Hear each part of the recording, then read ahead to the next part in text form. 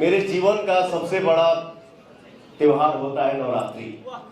क्या बात है। और मुझे लगता है कि मैंने अपने जीवन में देवी गीत बहुत गाया है, तो हम ये चाह रहे हैं ना कि यहाँ आइल बानी 20 साल पहले हम लोग दिल्ली आके गाना गाते थे, और 20 साल के बाद पहली बार हम इतना दिन लगातार दिल्ली में है। तो मैं चाह रहा हूँ कि थोड़ा सा माटी से जुड़ल ना हम लोग देवी गीत की तैयारी यही कर ले। इसके बाद लॉलीपॉप 2 पे हम बैठेंगे और आप लोग उसको देखेंगे। गाँव टोला कस्बा हिलैलु गली गाली, देखत तो के लोगवन में मचे खलबाली।